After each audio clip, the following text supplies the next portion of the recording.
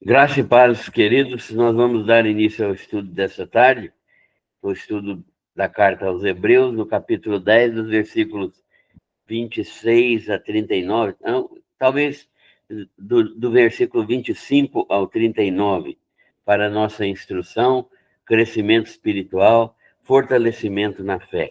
Nós vamos fazer a leitura, quem quiser acompanhar nas suas próprias Bíblias, pode fazer. Hebreus 10, 25 em diante. Não deixemos de congregar-nos, como é costume de alguns. Antes, façamos admoestações, e tanto mais quanto vedes que o dia se aproxima. Porque se vivermos deliberadamente em pecado, depois de termos recebido o pleno conhecimento da verdade, já não resta sacrifício pelos pecados. Pelo contrário, certa expectação horrível de juízo e fogo vingador prestes a consumir os adversários. Sem misericórdia morre, pelo depoimento de 2 ou 3 testemunhas, aquele que tiver rejeitado a lei de Moisés. De quanto mais severo castigo julgais vós, será considerado digno aquele que calcou aos pés o Filho de Deus e profanou o sangue da aliança com o qual foi santificado e ultrajou o Espírito da graça? Ora, nós conhecemos aquele que disse: a mim pertence a vingança, eu retribuirei.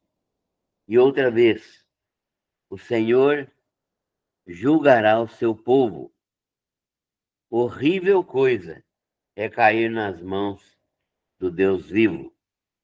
Lembrai-vos, porém, dos dias anteriores, em que, depois de iluminados, sustentastes grande luta e sofrimentos.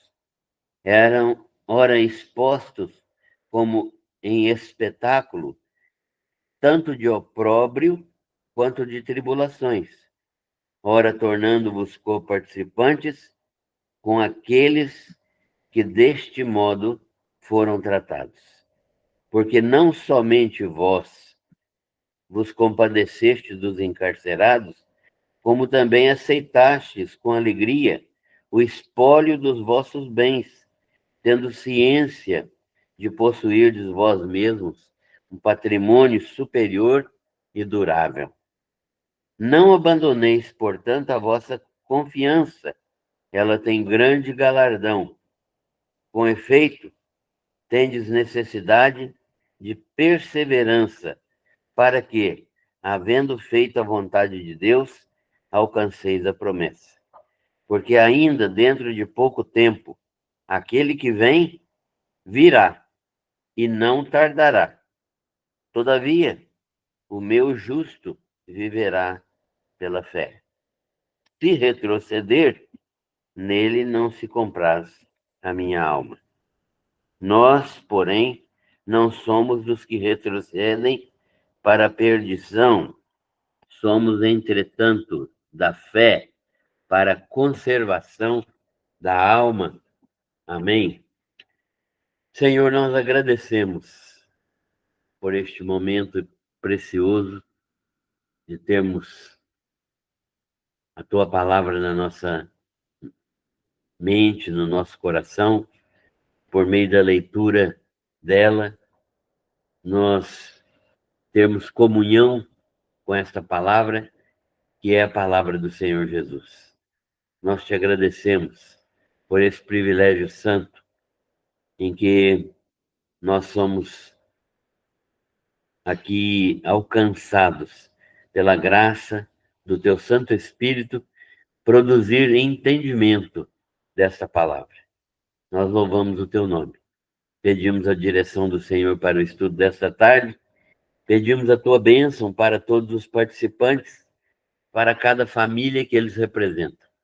Que a graça do Senhor esteja sobre essas vidas e sobre as famílias que o Senhor lhes tem concedido. Obrigado, porque o Senhor tem bênçãos para todos aqueles que te temem. Nós oramos pedindo a tua direção e pedindo esta graça de compreendermos cada dia melhor os teus ensinamentos para praticá-los na nossa vida. Oramos e pedimos essas bênçãos em nome de Jesus. Amém. Muito bem, na semana passada nós estivemos vendo que o autor da carta aos Hebreus demonstrou que a lei era simplesmente um memorial antecipado daquilo que viria em definitivo. Deste modo, nós compreendemos pelo Novo Testamento, especialmente por esta carta aos Hebreus, que nós vivemos um tempo em que a palavra do Senhor está se cumprindo, vai se cumprir plenamente, e que a lei que foi dada até Jesus Cristo, né, de Moisés até Jesus, é uma lei que era um memorial antecipado daquilo que viria em definitivo, que é a pessoa bendita do Senhor Jesus, o cumpridor pleno de toda a lei. Então, a lei existiu para quê? Para ser um tipo de proteção para aqueles que queriam andar na presença de Deus, e ela servia não para aperfeiçoar as pessoas, né? A lei não podia fazer a pessoa parar de pecar, mas ela podia demonstrar que a pessoa estava em pecado, e a pessoa então recorria a Deus por meio de um sacrifício, por meio de um animal morto, pedindo perdão dos seus pecados.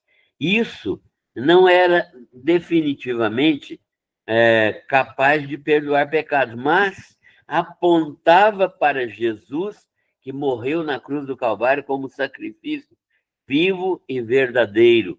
E por causa desse sacrifício de Cristo, que era demonstrado, que era apontado, que era indicado pelo animalzinho morto, a pessoa recebia perdão dos seus pecados.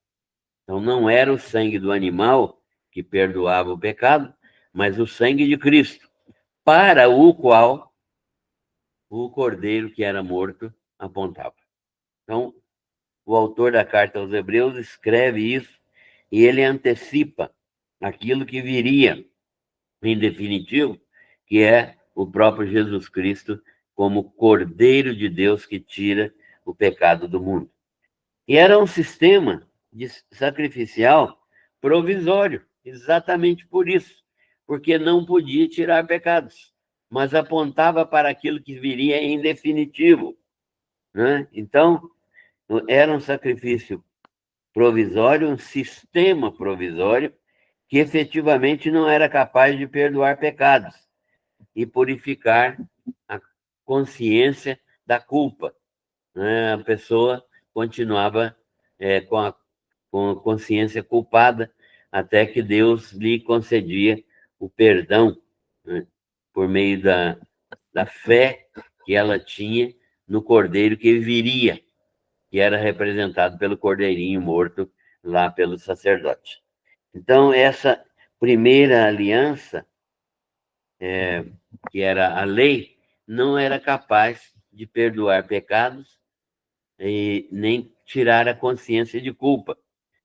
Quem perdoou pecados e tirou a consciência de culpa foi somente Jesus e o seu sacrifício redentor. Então,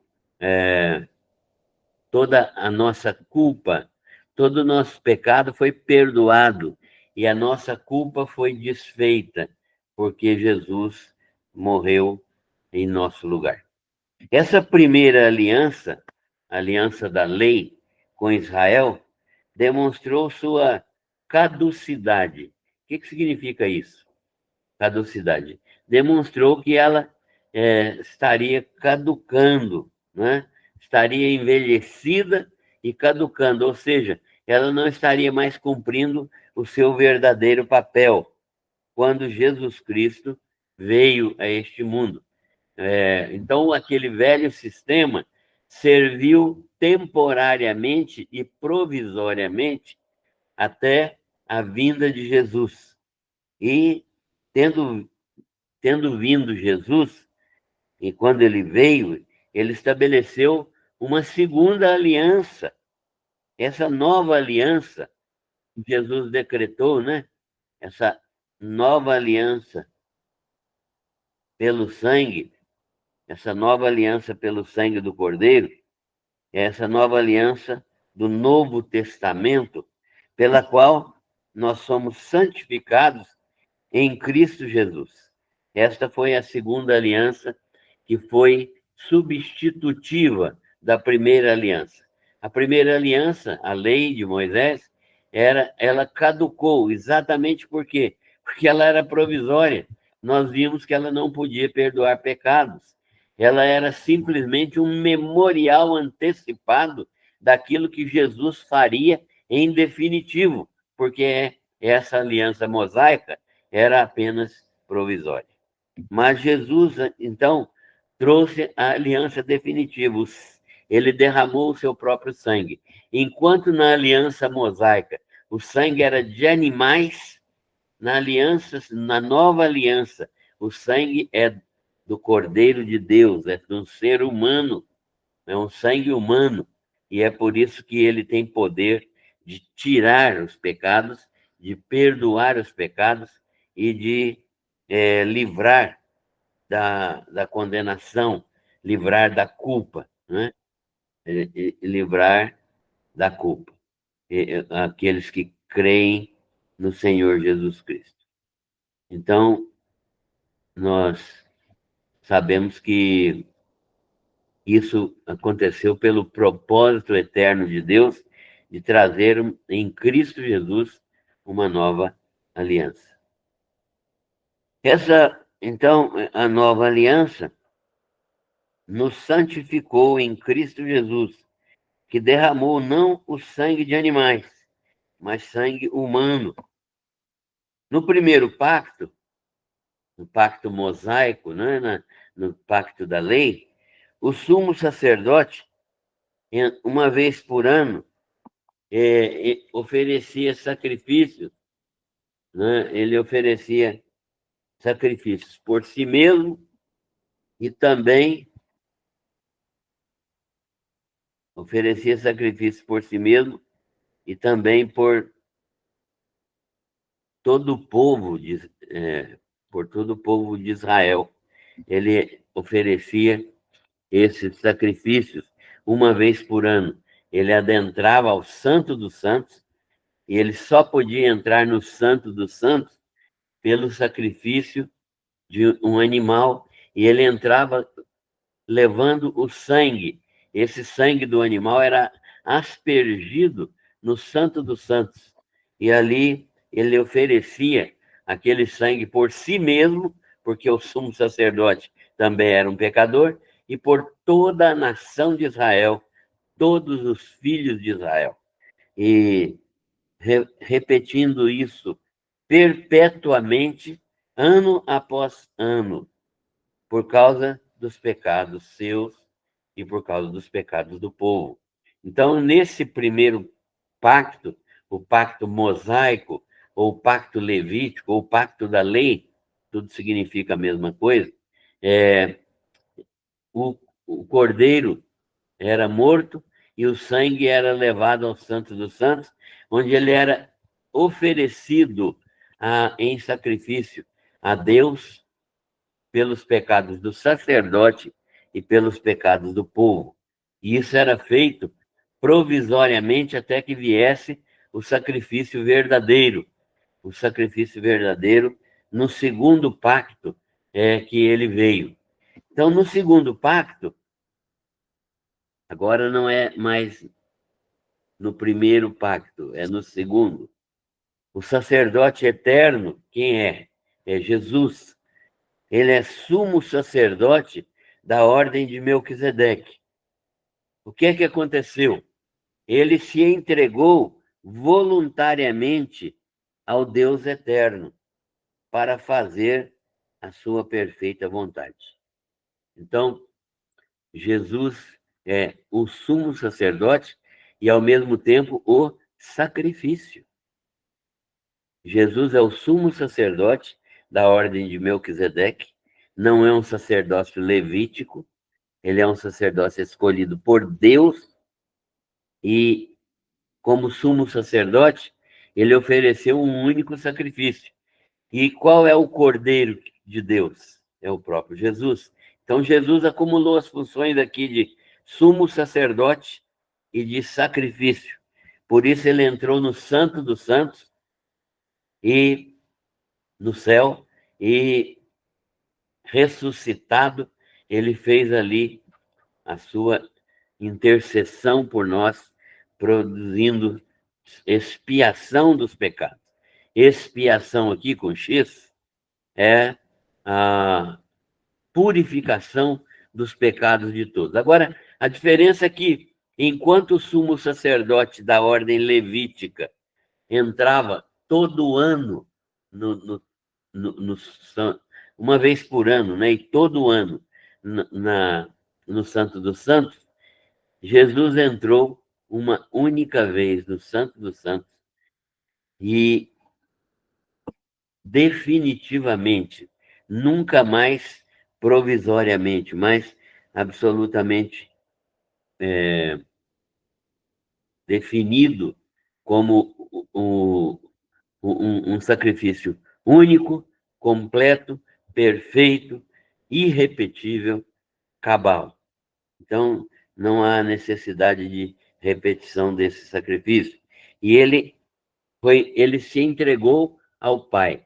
Por que é que Jesus pôde ser o nosso sumo sacerdote? Porque ele cumpriu toda a lei. E por que que ele pode ser a vítima do sacrifício? Porque ele cumpriu toda a lei, né? Jesus não teve pecado. Se Jesus tivesse um único pecado, nossa salvação estaria absolutamente impossibilitada, comprometida, porque ele entrou no Santo dos Santos porque fez a perfeita vontade do Pai.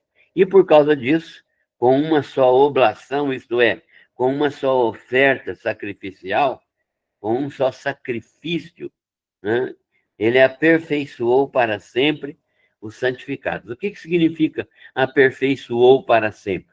Ele tornou todos perdoados e santificados para Deus, no sentido de que todo aquele que recebe esta salvação que está em Cristo Jesus, ele é aperfeiçoado, ou seja, ele é santificado, ele é separado, ele é dedicado exclusivamente a Deus, e nada pode tirar da mão de Deus essa pessoa que foi santificada por Jesus, porque nada pode ser desfeito daquilo que Jesus faz, porque ele também é Deus. E com uma só oblação, então, oferta sacrificial, ele aperfeiçoou para sempre. Por que não precisa repetir o sacrifício de Cristo? Porque ele é um sacrifício infinito, infinito, significando com isso que ele aperfeiçoou para sempre os santificados por um único e completo sacrifício. E após esse único e perfeito, completo sacrifício, ele assentou-se à destra do Pai. Ou seja, ele está numa posição de autoridade, autoridade divina, suprema. Ele está numa posição que é uma posição onde ele não pode ser, não se pode questionar qualquer das suas ações ou decisões, porque ele é o Senhor dos senhores e o Rei dos reis, e ele está à destra do Pai nessa posição de autoridade que ele ganhou, que ele conseguiu por causa da sua obediência. Então, a nossa salvação, irmãos, é uma manifestação da graça de Deus.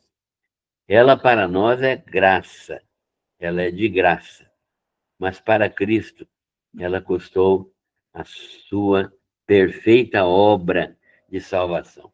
Então a salvação para nós é pela graça mediante a fé, mas a mesma salvação para Deus custou a obra expiatória de Jesus Cristo. Então, nesse sentido, somos salvos pelas obras, né? Então, não vamos fazer confusão. As obras de Cristo trouxeram salvação de graça para nós.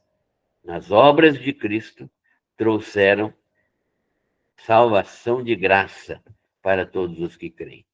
E ele, então, hoje está, por causa da autoridade que ele conseguiu, ressuscitando dos mortos, ele está à destra do Pai, no lugar da mais alta autoridade do universo.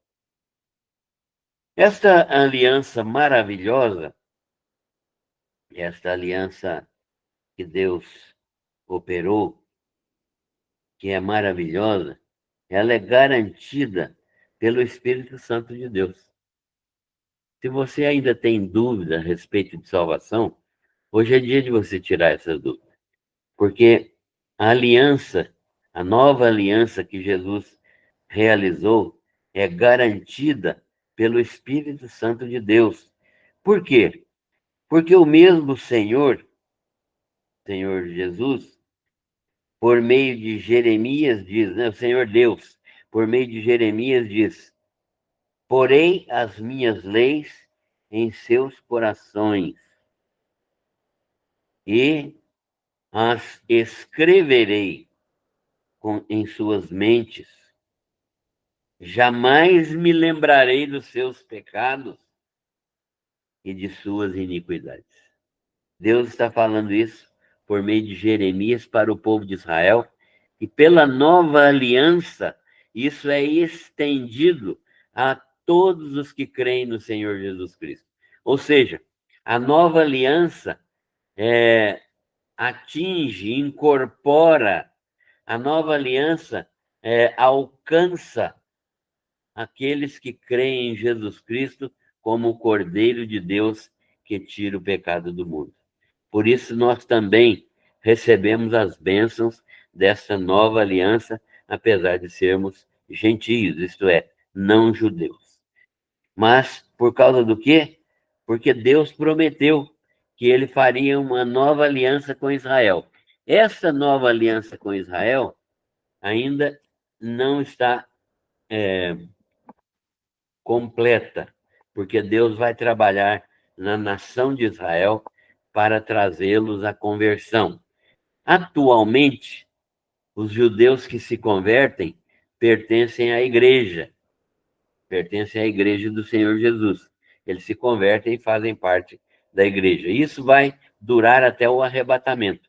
Do arrebatamento da igreja para frente, os judeus quando se converterem, vão se converter em massa, vão se converter nacionalmente, né? Nós vimos isso no Apocalipse, que eles vão se converter nacionalmente. E aí, para o reino milenar, eles receberão esse coração transformado, esse coração completamente mudado, né?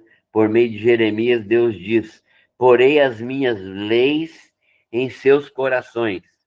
Quer dizer, os judeus vão receber as leis de Deus em seus corações, né? Inscritas no coração, não mais em tábuas de pedras, mas nos corações dos crentes. E as escreverei em suas mentes. As mentes agora vão estar cheias da palavra de Deus.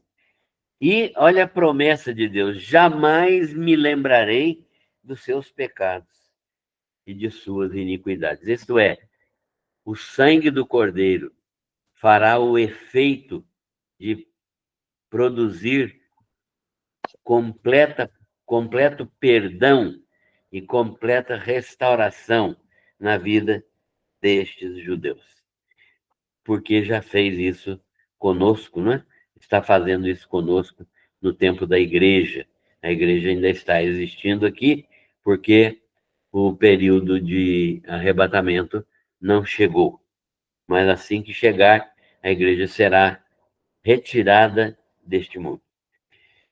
Se agora o autor da carta aos Hebreus raciocina da seguinte maneira: se já houve oblação, isto é, um sacrifício vicário pelo nosso pecado, e remissão perfeita desses pecados, isto é, se Deus se deu por satisfeito com o sangue do Cordeiro, purificando os nossos pecados, se isso aplacou a ira de Deus contra o pecador perdido, se isto realmente produziu um novo relacionamento entre o pecador e Deus, baseado na obra de Jesus Cristo e na santificação do crente, se isso tudo aconteceu, né? Se houve essa oblação pelo pecado e a remissão perfeita deles no sacrifício de Cristo, não é mais necessário qualquer oferta pelo pecado. Por que oferecer alguma coisa pelo pecado se Cristo completou toda a obra e tirou todos os pecados? E pagou todos os pecados e tirou toda a culpa. Se isso aconteceu, se isso já aconteceu, e já aconteceu, né? Nós sabemos disso, então não há mais necessidade, não há mais qualquer obrigação de se fazer oferta pelo pecado. Então, qualquer tipo de oferta pelo pecado é redundante e é pecaminosa. Por quê? Porque quando eu faço alguma oferta pelo pecado, né? Quando eu chego diante de Deus querendo oferecer alguma coisa pelo meu pecado, oferecer um outro animal ou qualquer coisa assim, né? Isso significa que eu estou dizendo que o sangue do Cordeiro não foi suficiente para pagar os meus pecados. Isso nos confere, então, o fato de não haver mais necessidade de sacrifício pelo pecado, isso nos confere, então, ousadia para entrar no Santo dos Santos, por causa do precioso sangue de Jesus.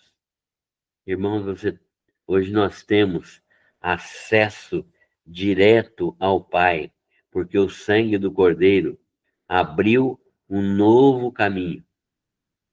O Cordeiro adentrou ao Santo dos Santos, ou a presença imediata de Deus, né? E abriu um novo caminho, que é um caminho vivo, através do véu, e por seu sacrifício poderoso de Jesus. Então, podemos ser purificados da má consciência, chegar até o Pai. Nós podemos chegar até o Pai, porque Jesus já abriu esse caminho. É por isso que Jesus disse, lá, muito antes de morrer, ele estaria indo para o Pai, e Tomé falou com ele, Felipe falou com ele, né? Senhor, mostra-nos o Pai. E Jesus disse, Felipe, estou há tanto tempo convosco, com vocês, e você vem me pedir para mostrar o Pai, né? Vocês já sabem o caminho. Eu sou o caminho, a verdade e a vida. Ninguém vem ao Pai senão por mim. Então, esse Pai Celestial é revelado em Cristo Jesus, ele é o nosso Deus. Então, nós não devemos deixar de congregar. Não devemos deixar de congregar, como alguns estão tentados a fazer. O autor está dizendo que muitos hebreus cristãos que iam receber a carta, eles estavam tentados a abandonar a fé cristã, porque eles estariam sendo muito perseguidos e sofrendo muito. Então, o autor da carta fala que eles estavam sendo tentados a fazer o quê? Abandonar a congregação. E porque, segundo o autor, eles estariam negando a eficácia do sacrifício de Jesus. Abandonar a congregação aqui seria dizer, olha, eu estou saindo da fé cristã e porque eu vou voltar aos sacrifícios do Velho Testamento, e isso seria um atestado de que eles estavam abandonando a verdade e negando a eficácia do sangue de Cristo, do sacrifício de Jesus. Então, nesse caso, já não havia nenhum outro sistema, nenhum outro meio que pudesse trazer salvação. Por quê? Porque eles estariam apenas renunciando àquilo que foi oferecido por Deus e apenas tendo uma expectativa terrível de juízo. Paulo, o autor da carta aos Hebreus, não disse que isso aconteceu. Ele está admoestando para que não aconteça. O que ele está querendo aqui é que os judeus cristãos saibam que voltar ao velho sistema é negar a aliança com Cristo, é negar a nova aliança. E negar a nova aliança significa crucificar de novo Jesus. Então eu fico muito preocupado quando eu vejo pessoas que estiveram na igreja muito tempo e depois desapareceram ou foram para um outro sistema religioso e a gente não sabe o íntimo de cada coração, mas pelos frutos, né, podemos conhecer o íntimo do coração. E as pessoas, rejeitando o sacrifício do Cordeiro, elas não têm outra expectativa a não ser o juízo, uma expectativa terrível. Vão ser julgados por renunciarem à salvação. Mas isso, segundo o apóstolo, o autor aqui da carta aos Hebreus, não devia acontecer com os judeus, porque ele estava admoestando os judeus a não praticarem esse tipo de, de ação, né? A não fazerem esta renúncia, a não saírem da fé. Eles deveriam, sim, pedir forças a Deus para passarem pelas tribulações. Aliás, no capítulo 12, nós vamos ver o, o, o que é que o autor da carta fala para esses irmãos que estão debaixo de preocupações e debaixo de algum tipo de sofrimento. Ele vai falar que é olhando para Jesus, autor e consumador da fé, que a gente pode vencer. Se alguém quebra a lei de Moisés, diz o autor, fica condenado à morte pela boca de 2 ou 3 testemunhas. Moisés tinha prescrito isso na lei mosaica, né? Na lei levítica, que qualquer pecado digno de morte deveria ser atestado por 2 ou 3 testemunhas. E eles deveriam, então, avaliar o seguinte: qual será o castigo daquele que pisar o Filho de Deus, considerando profano o sangue da aliança que foi santificado, ofendendo gravemente o Espírito Santo e a graça de Deus? Então, o argumento do autor aqui é esse, né? Que se na lei mosaica, por 2 ou 3 testemunhas, uma pessoa era acusada e morria se ela tivesse cometido algum pecado, ela era apedrejada, às vezes até morrer, E de quanto maior pecado, ou de quanto maior condenação, será considerado aquele que considera profano o sangue da aliança com Cristo, que foi santificado, né? Ofendendo dessa maneira gravemente o Espírito Santo, que é aquele que confirma toda a obra do Senhor.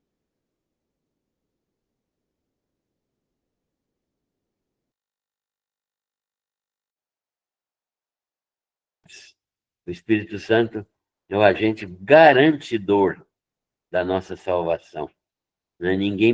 Deus não pode nos rejeitar. Por quê? Porque o Espírito Santo está habitando dentro de cada um de nós e ele está na nossa vida de uma maneira absolutamente irrevogável. Ele não sai, não há mudança. Né? É uma situação de perfeita, de perfeita habitação do Espírito Santo em nós. E a graça de Deus também está presente por causa dele.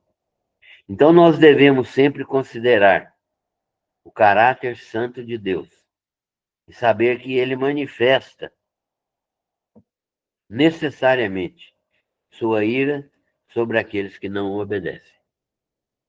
A ira de Deus faz parte essencial do seu caráter. Por isso o texto diz: horrenda coisa é cair nas mãos de um Deus vivo. Para você não cair nas mãos de um Deus vivo, no sentido de punição, no sentido de castigo, no sentido de tratar com ira aqueles que pecam, você precisa estar em Cristo, em Cristo. Então, cair nas mãos de um Deus vivo só pode ser mudada essa situação se você estiver em Cristo Jesus, salvo e completamente livre de pecados pelo sangue do Cordeiro. O autor da carta agora entra num diálogo com os irmãos. Ele diz assim: meus amados irmãos, eu tenho boas lembranças de vocês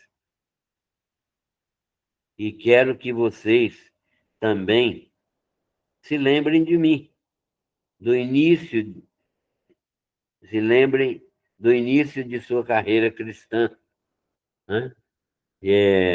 Vocês receberam iluminação espiritual. O Espírito Santo iluminou a mente de vocês e vocês creram na palavra pregada e passaram por grandes lutas e aflições. Eu quero que vocês se lembrem disso.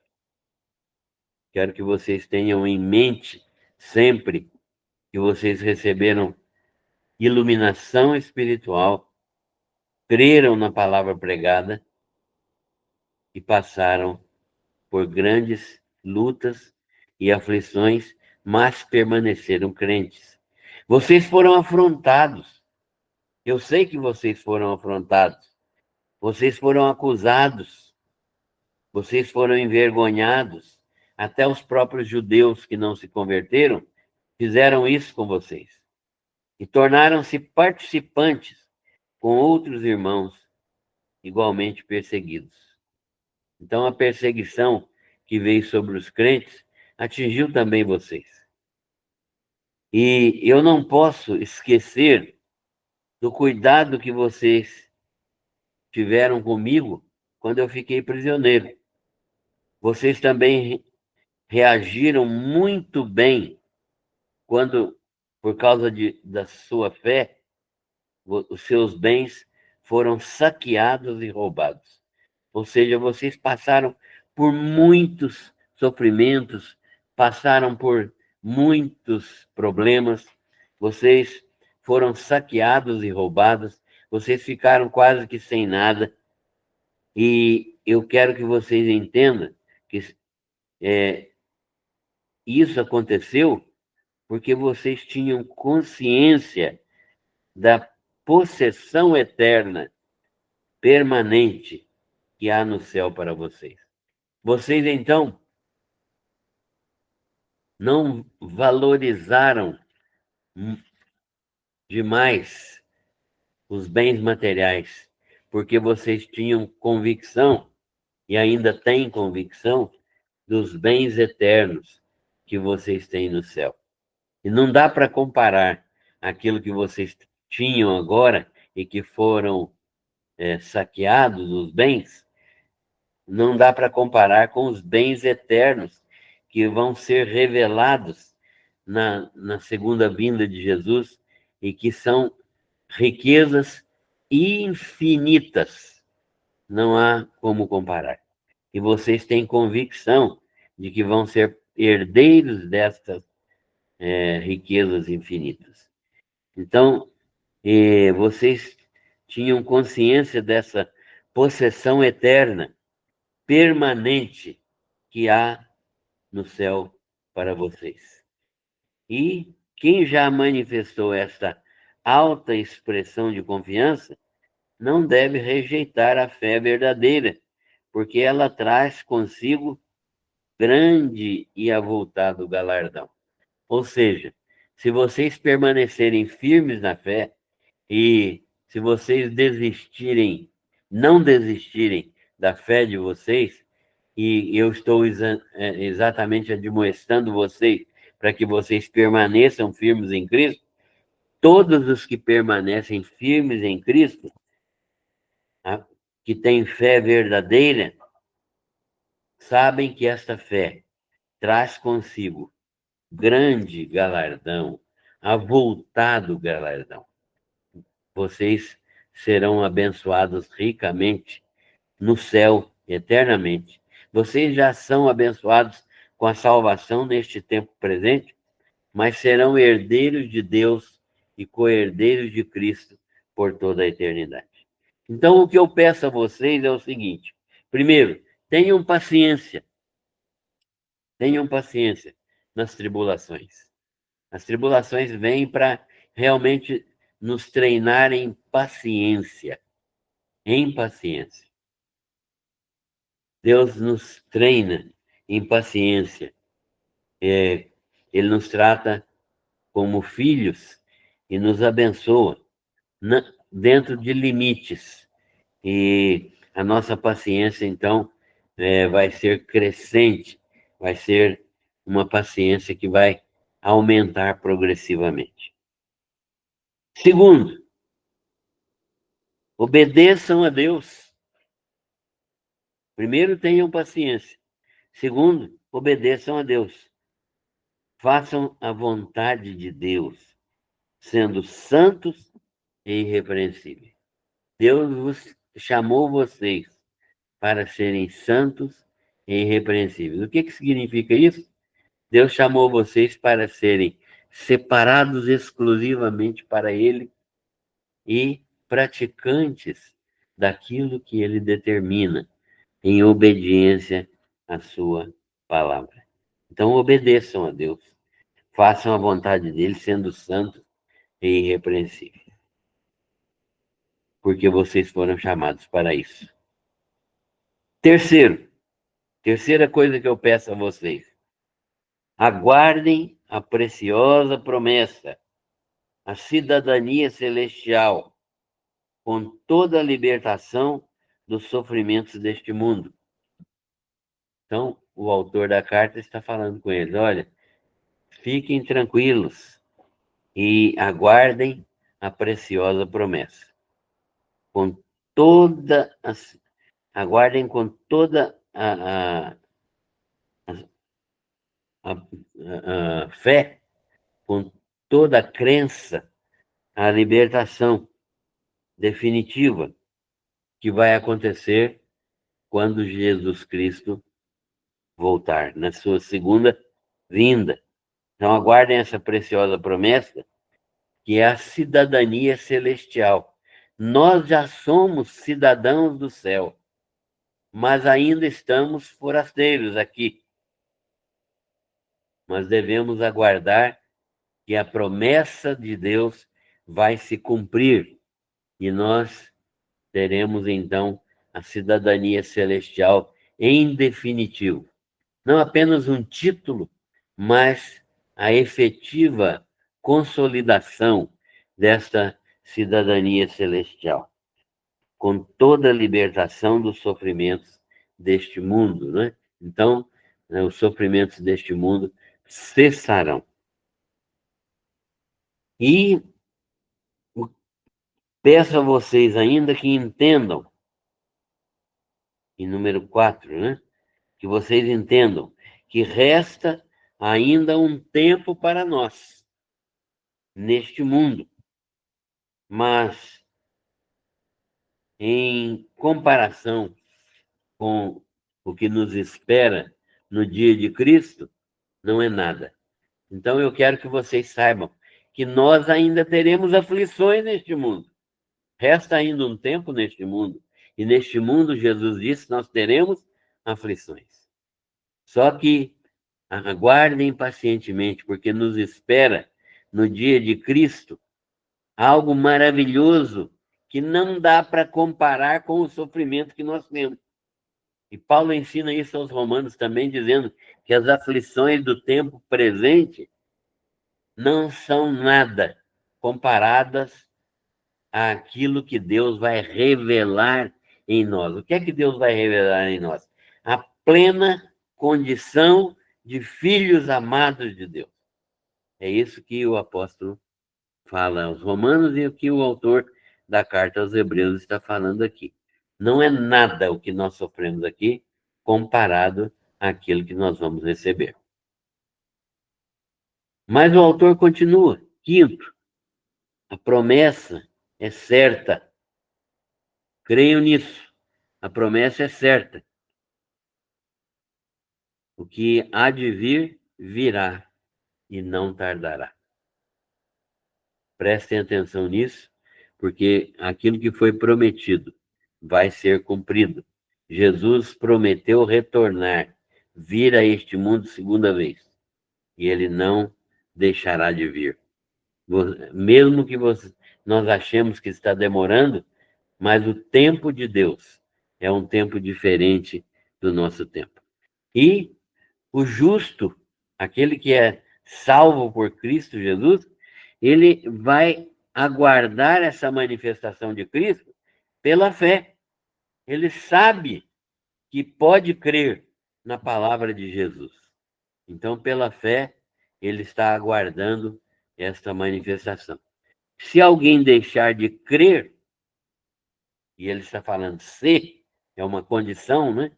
Se alguém deixar de crer, ele não espera que isso aconteça, ele está só raciocinando da possibilidade, uma possibilidade teórica. Então, se alguém deixar de crer, diz o Senhor, minha alma não tem prazer nele. Minha alma não tem prazer nele. Então, o justo vai viver aguardando em fé a segunda vinda de Jesus. Mais uma palavra do autor da carta é esta. Estou falando isso a vocês como advertência e exortação, para que vocês exercitem sempre a fé que vocês têm e vivam pela fé. E cresçam em fé. Eu sei que nós, né, vocês e eu, não somos daqueles que se retiram para a perdição. Nós somos daqueles que permanecem na fé para as bênçãos eternas de Deus. E somos aqueles que creem, exercitando a fé para a preservação da alma na salvação. Então, essa é a conclusão do autor, mostrando que ele acredita que os crentes judeus podem mudar a sua perspectiva e não desistirem do cristianismo que eles estão sendo tentados a deixar, mas o autor está exortando eles a permanecerem firmes na fé. Quais as conclusões que nós podemos tirar para nós hoje deste belo texto? Primeiro, animem-se uns aos outros, né? Conselhos do autor para os judeus cristãos. Quais os conselhos do autor que hoje nós podemos andar em obediência? Primeiro, animem-se uns aos outros, exortem-se mutuamente, estimulem-se às boas obras. Então, nós devemos, na igreja, na congregação, nos ajudarmos e nos auxiliarmos e nos exortarmos mutuamente, né? Para quê? Para que todos possam vir a praticar, exercitar a sua fé diariamente. Não desistir, mas caminhar em direção ao Senhor Jesus, olhando para Jesus, autor e consumador da fé, o qual, pelo gozo que lhe estava proposto, isto é, pela alegria que ele teria, ele suportou a cruz do Calvário por nós. Ele deve ser também o nosso exemplo, né? Jesus suportou o sofrimento pela certeza da vitória que ele tinha e que essa vitória alcançaria milhões e milhões de pessoas como nós. Segundo conselho do autor: não deixem de congregar, não deixem de reunir, compartilhem os dons espirituais, sejam instrumentos de edificação uns para com os outros. A congregação é uma necessidade. A congregação é parte essencial do cristianismo. Não existe cristianismo de um só. O cristianismo existe de corpo. Por isso nós devemos congregar. Terceiro conselho do autor: não congregar significa não compreender que somos o corpo de Cristo e que ele é o cabeça estabelecido por Deus, para que ele seja tudo em todos. Quando eu não congrego, eu estou dizendo que o corpo não tem importância para mim e que eu também não tenho importância para o corpo. Ora, mas isso não é verdade, porque Jesus nos concedeu dons espirituais e nos concedeu fé suficiente para vivermos em comunhão, ajudando-nos mutuamente, para que o corpo de Cristo cresça, se desenvolva e possa realizar a sua obra de evangelização do mundo. Quarto, em Cristo, diz a palavra de Deus, todo o poder da divindade é dado para reunir em um só corpo gentios e judeus. E isso constitui morada de Deus. Você sabia que quando nós estamos reunidos em congregação, Deus está ali? Paulo fala aos Efésios que Deus resolveu habitar na congregação. O Espírito Santo está individualmente em cada crente, mas ele está coletivamente na igreja. Na igreja. E por isso nós devemos nos alegrar, porque Deus habita ali. Ali é o templo de Deus, o templo do Espírito Santo. Então, somos individualmente templos do Espírito Santo, mas somos coletivamente templo do Espírito Santo. E, finalmente, o justo viverá pela fé. É a palavra do autor. Assim como foi pela fé que vocês receberam a Cristo, permaneçam firmes em fé, andando em obediência e em santificação. Então, o autor da carta está dizendo para os crentes que eles devem permanecer firmes na fé, em obediência à palavra e crescendo em santificação. O que é crescer em santificação?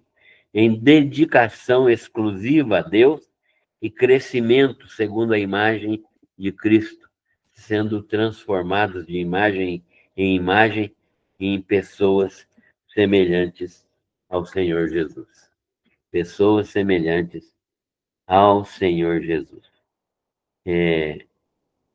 Deste modo, nós chegamos ao final de mais um texto, mais um, um estudo da palavra do Senhor, e nosso desejo é que essa palavra possa verdadeiramente operar na nossa mente, no nosso coração, para que nós permaneçamos firmes na obra, na obra evangélica, né? Na obra cristã, e sejamos testemunhas efetivas da igreja, testemunhas efetivas da vida de Cristo, da sua morte e ressurreição e da salvação eterna que ele conseguiu para nós na cruz do Calvário. Que Deus abençoe a todos.